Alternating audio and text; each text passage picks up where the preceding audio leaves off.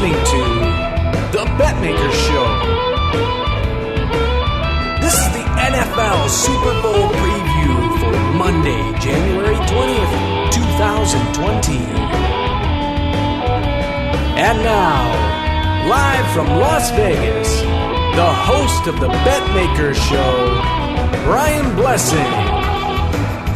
And then there was one. Brian Blessing in Las Vegas. We are down to the big game, the Super Bowl. We know the participants, and we're going to dive in and find out what the odds makers are thinking, what the betting market is thinking, as we had really impressive performances by the home teams. We're looking at, for the house, as we bring our good friend Jack in, one of the most renowned odds makers in the industry. Favorite and the over. It was the public's weekend, Jack. It was favorite and over in both games. The only two games we had. That spells a death knell for the people behind the counter. Bizarre games in that Tennessee got off to a fast start, and they were there. I think they panicked and abandoned the running game when they were only down 10, which is insane because Henry was having great success. But you got to give Kansas City full marks, 35-24 win. The one thing they showed this week, they showed it last week, they have quick strike potential, and that offense is something. And to their credit, Jack, and I'd be very curious, we're going to dive into the Super Bowl number here in a moment, the fact that Kansas City ran the ball effectively, which has kind of been their bugaboo, certainly had an impact on the number. It did. I thought Tennessee lost it just before halftime when they had the ball, and it seemed like it was second 9, and they ran.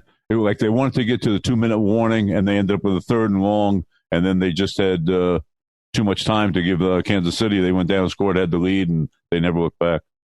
Yeah, the one thing, against a team like Kansas City, if you said Tennessee could win a low-scoring game, Tennessee, I think, was versatile enough to win a high-scoring game. But the way the game was going, it was one of those things where field goals weren't going to be good enough. No, that wasn't going to do the job for a team that, if you play great defense for the whole game, the team's still going to score 31 points. So you're in trouble if you're getting field goals. And then we swing over to the other side of the equation. The Packers, all year long, have been a fast-starting team, and then they kind of took their foot off the pedal. Well, Rodgers, they made it moderately interesting at the end with a puncher's chance, but they had no answers whatsoever for the Niners' running game with Mostert. I mean, Henry getting all the pub, but boy, San Francisco's running game, that was something special. It was just too easy. As Shanahan, I think he's told at halftime to one of the reporters, he expected success with the running game, but not the success that they had. I don't think anybody could foresee that, and they did it to two very good teams over the last few weekends. They ran on Minnesota, they ran on Green Bay, and I guess that's going to be their basic plan, to get a lead and try and do the same thing against Kansas City. Having seen this for many years and knowing about the number, I mean, next question is going to be about the number after this one. The fact that San Fran, Mostert in particular, 220 yards rushing as a team, 285. The Coleman injury didn't help, but we said they had 3 basically first-string running backs, and if Coleman can't go in the Super Bowl, you throw Matt Breida in, and he could probably start for a lot of teams. But as a team, 285 yards rushing, it was eye-popping. But do we, the betting public, run the risk of overreacting to that? It was San Francisco. They were obviously very good, but was it more a function of what was Green Bay doing? The tackling was terrible. Their gap control was awful, to the point where, having witnessed that, was it smoke and mirrors? And it's not going to be that easy against Kansas City, even though Kansas City, quote unquote, is the team that can't stop the run. Right, but Kansas City, if we threw out the first half of the year and you look at the last portion of the year, the last half, their defense was dramatically improved. And yes, Henry got some yardage yesterday, but I think they did what they wanted to do. I don't know if Tennessee played into their hands by going away from the run when they got behind, as you said before, but they did a creditable job against him. and they held Tannehill in check most of the way. So I don't think we're overreacting. I think this is a great game. Yeah, and you alluded to it too. I mean, listen, there are key plays. You mentioned a key play. The Mahomes scramble before halftime is as phenomenal a play as it was just a huge breakdown by Tennessee. It was. They didn't quite contain him. They almost made the tackle on the outside. I think they expected he somehow managed to stay in bounds, and then they were more intent upon stripping the ball as he approached the goal line than in getting him down. I know Kansas City still had timeouts, but you would have been down to 11 seconds, 9 seconds. You can only run another player, too.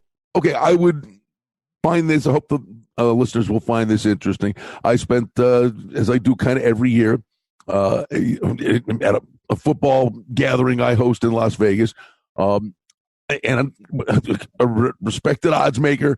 As the day's going on, we're talking about it, I mean, from beginning to end. So tell me, as you were watching the Tennessee-Kansas City game, as that's unfolding, now it's getting towards the end of that game, what are you thinking? There'd be an AFC-NFC number. That would be up for a while. Then the next game's going to start. It comes down. Then you're watching the next game. What was your thought process throughout the course of the day, the discussions? What did you put up, and what was the reaction? And maybe even it feels like a little, chronologically how that went yesterday. Well, in preparing for it, I originally thought San Francisco would be a small favorite over Kansas City. Okay. Then I talked to some people in the place, and they thought Kansas City was a small favorite. And then there was a third crew that said, hey, I really don't know. It's anybody's game. And that became actually the voice of reason. And there was no reason. I saw Kansas City fall behind again, and eventually they're going to fall behind to one of these teams, and they're not going to be able to make that move. They've come out of the gate slow in the last 2 weeks. Not Mahomes, but they seem to drop a lot of passes early. They seem to they haven't gotten off the mark real quick. But they've always come back and covered both games. Now, San Francisco, in Minnesota game, they controlled the first half and the second half. In yesterday's game, they dominated the first half, and the second half was a little Green Bay because of conservative play on their part with a big lead. So I think overall San Francisco is just a little better on defense. Kansas City's better on offense, and therefore we put it up at pick.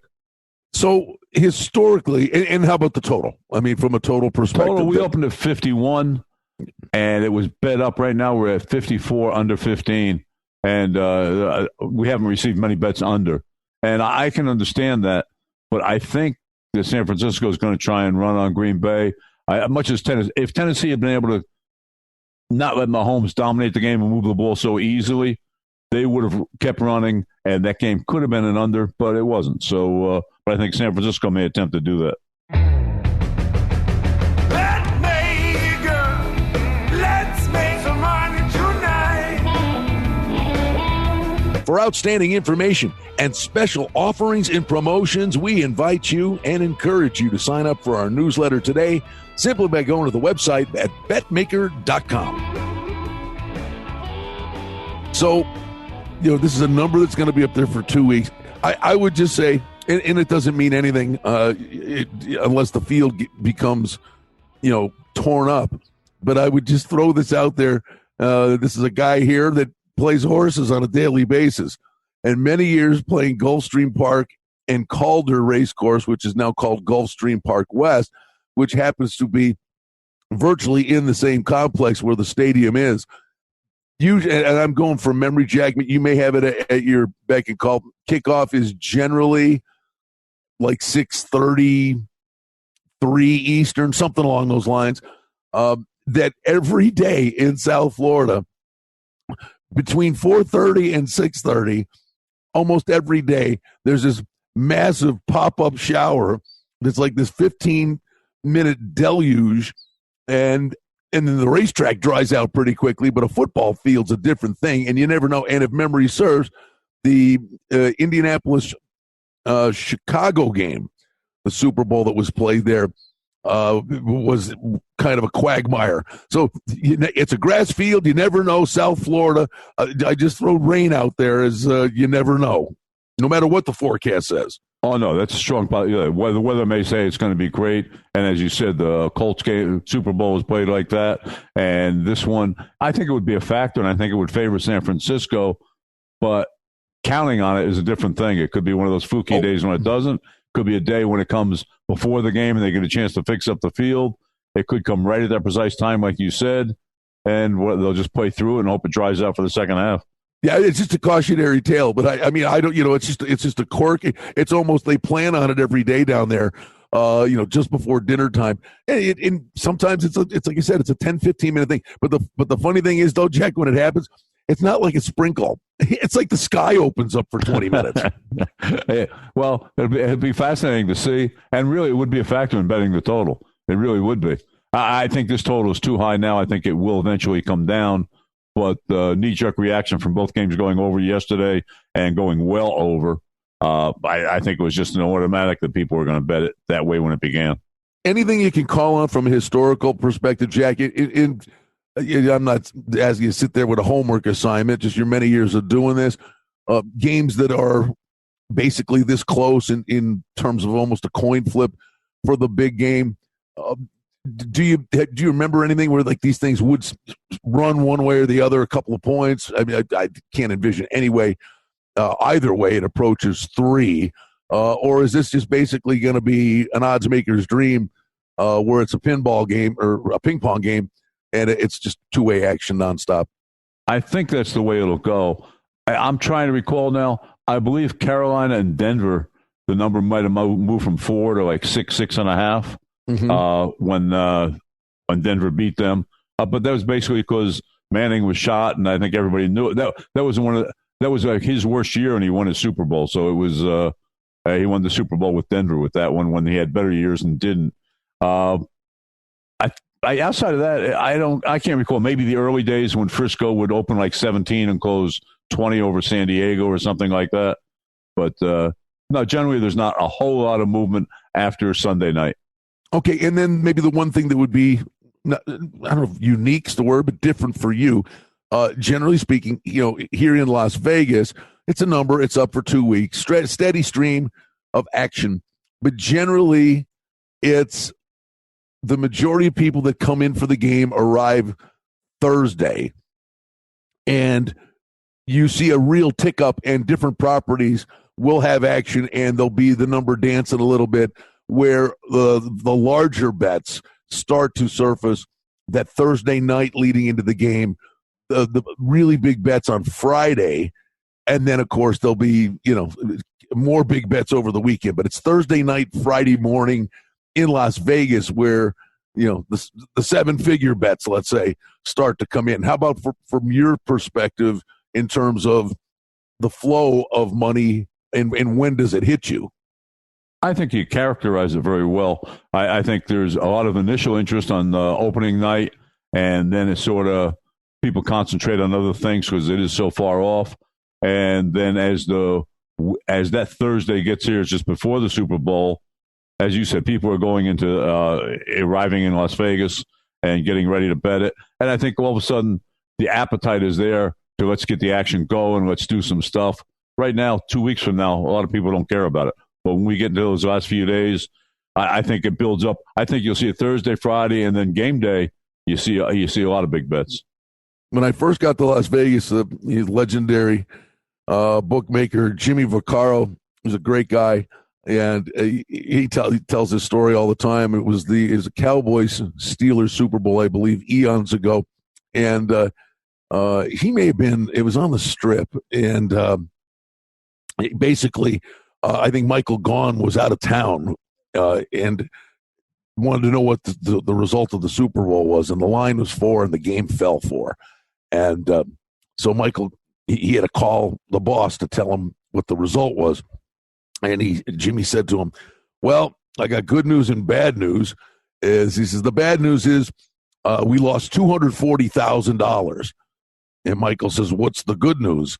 And Jimmy says, we only lost $240,000. So, generally speaking, it's a number that's up, and you can massage it, but it can still happen, even though it's a standalone game. It's not what you want. You want to be sitting there and be in as good a position as you can be across the board. But you never know, and sometimes the late money will make you sitting there with pom-poms out. But generally, have you found yourself to be in good positions for these games? Yes. I mean, there's always the wariness of if this game falls 7, I think it was Washington and Buffalo. I think it was one of the Gone properties that year that put up like 6.5, 7.5 on the game or something like that. They put themselves at 7.5, and left it there all week long. And it was good exposure, but there was a great deal of risk, but they avoided it. And generally, that comes down to it. Now, you may get a false feeling of security here saying, well, this open pick, it's at 1.5 now where it's going to sweat number 1, but you never know when it's going to rear its head and come up with an odd number that you don't expect to be very costly. But generally, the Super Bowl avoids the number. Outside of that one with Pittsburgh and Dallas, if he only lost $240,000, he did a remarkable job. All right. I don't know why I'm in a storytelling mood, but we'll wrap it up with this because we'll have a lot of opportunities in the coming weeks. But when I first got here, I was working at the odds-making company, LVSC, and I was in 2005. And after fitting in, and okay, now one of the guys finally, and after about 3 months, the Super Bowl thing is going bonkers, or with the props and all the stuff. And finally, I just said to him, that thing's such a home run. Like, why don't we do props on every game, every day? Or and they looked at me like they wanted my head on a plate. And because it's just the man hours that's involved in doing that. But lo and behold, it's taken a lot of time. I don't know that we're necessarily, it's kind of there, but a prop for every game. But when you see the Super Bowl that back then was like the ridiculous number 200 props, now it's in excess of 400 props. We see props on the Sunday night games, on the Monday night games, on the higher profile games. You're only limited by your creativity, but the big game and the props really did transform the industry, Jack. It took a while to get there, but basically, it makes sense. People, if it's on the board, people take a peek at it and bet it. It does. And when like you say, Sunday night, Monday night, the Super Bowl, even yesterday's 2 playoff games, on a card in the Sunday, you'll see much more action on those than you would be if you did the same amount of props on a Sunday afternoon card, because it just gets too distracting. But when you get one game and you say, hey, I didn't really like a side in this game, what else is there? I hear a lot of people say that. Friends of mine and everything else. Let's look at the receptions for Kelsey. Let's look at this. Let's look at that. And it gives them an alternative if they don't like anything in the game. And it's great business. Yeah, and we'll have great fun with this. But the props at many properties here in Vegas, it's basically 50% of the handle on the game. And believe me, the sportsbook directors, they're not sitting in their room, watching the game and just watching the game. And they're sitting there, the nails are down to the quick, and then the Armageddon scenarios are out there. The players will always bet the will there be overtime. But the one year when, at a balloon price is, will the first score of the game be a safety? And remember, Tom Brady went back and they called he just fired it over. He threw a bomb down the middle. Nobody was down there, and he was in the end zone, and they called it a safety. And immediately, the books are up against it. You're chasing. It's like the players in a football game. You don't want to be chasing the game. The house was chasing the game after a result like that on the first play. So, and people go nuts. Some guy gets a 4-yard run, off left tackle. It's a nothing burger play. And the room will erupt because they'll have, Mostert's first carry over 3.5 yards. It's insane. Well, I think a safety was the first thing that happened in the Denver-Seattle Super Bowl also. Wasn't it back-to-back years? I think so. I'm that not was sure. Manning. Yeah, that was Manning. Right. I think it was a bad snap. Bad snap by the center, yeah. Right. And now the most famous one, obviously, and I think got the most notoriety and got all the propositions rolling, was New England and Chicago. Will he score? And I think Mike Ditka to this day regrets not giving Walter Payton the touchdown, but all the books regretted him giving it to the refrigerator and scoring the touchdown. And that got so much notoriety that it just increased from there, I think. Well, the irony is, talk about going full circle, that was Jimmy Vaccaro. They put up the fridge prop, and it was just everybody's heart sank when they brought him in. You weren't going to stop him, but it's amazing that was the genesis of it, right? I mean, that was the starting point of the props. Yes, I'm sure it was in a small community. It was popular. After that, it was a big community. Well, and wrap it up with this, Jack, and we'll have 2 weeks for it. But again, it's a standalone game. The one thing that happens, probably in the neighborhood of, let's say, 40 to 50, just generic props. Will there be 3 unanswered score? Will there be a score in the final 2 minutes of the first half, final 2 minutes of the game? The generic props, you can get those up in a heartbeat, and then the creativity kicks in, and you keep adding and adding and adding. Well, and a few years ago, yes, you add every day. You put one up, who received the kickoff? Well, it seems like a 50-50 proposition when you say it off the top of your head, especially years ago. But New England, with their choice to defer, it was bet like from a pick 'em to maybe $2 the other way, because the other team was going to get the ball if they won the toss or if they lost the toss. So you have to give it some thought, and sometimes something sneaks through there, and it's good for the customers to research all of them and look for those mistakes. All right. Yeah. No, around here we call it the Janet Gretzky coin flip. I think she bet 5 dimes on, I don't know if it was heads or tails, but the great part is when the book moves it after that. It's unbelievable. And then, hey, a bookmaker, I mean, and then the goofy ones. And again, like I said, we'll do prop specials with you here in the days to come. But one of the generics is up there, and believe me, and I know people doing research, they're digging away, and the length 120 seconds at bookmaker. Over 120 seconds, over minus $1.75. So you can get a nice plus price. I mean, you're sitting there just like, don't hold that note. Go, baby, go. Well, and the place actually does go quiet when the song starts, because everybody starts to time it. And it's amazing. In this day and age, I never even thought about that. But it used to be people take a stopwatch, at the game or in the book. But now your phone, right? Your phone, you got everybody has got to have their phone out, hitting the button with the stopwatch. Most people at home say, okay, I'm going to go get my beer or my soda right now and get ready for the game while they're playing the national anthem. But you can't now, because it's action. That's outstanding. Well, Jack, listen, spectacular information for us all year long in football season. We're down to the big game. We'll dive into the props and some of the cool things that are coming up. But most importantly, it'll be the game itself that we'll be talking to you about. But as always, phenomenal information, and we appreciate everything you've done for us this year. All my pleasure. Thank you. Let's make some money tonight. Well, that's the Betmaker Show for now. We publish multiple times each week. We'd like to thank you for listening, and if you liked what you heard, please take a moment to leave a rating and review, or subscribe to our show feed, or share our show with a friend or two and help us grow the show. We very much appreciate it. Visit us on the web at betmaker.com, and reminder to sign up for the newsletter. Thanks to our engineer, Darren Vandermolen, and producer, Mike Gallivan. The Betmaker Show is a production of Cardinal Marketing Incorporated. Betmaker is a registered trademark. Any rebroadcast, reproduction, or other use of this content without the express written consent of Cardinal Marketing Incorporated is strictly prohibited. The handicapping and sports odds information contained on this podcast is for entertainment purposes only.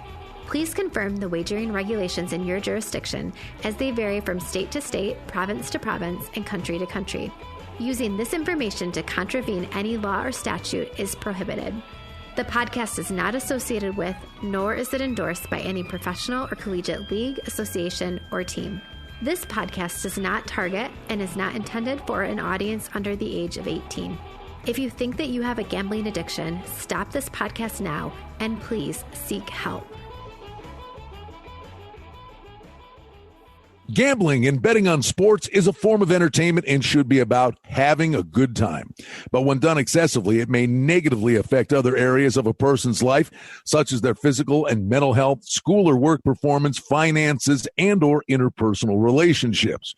At Betmaker.com and the Betmaker Show, we're concerned about the addiction that gambling may cause, and for this reason. We encourage everyone to practice responsible gambling, an approach to gambling that helps you ensure that it remains an enjoyable activity.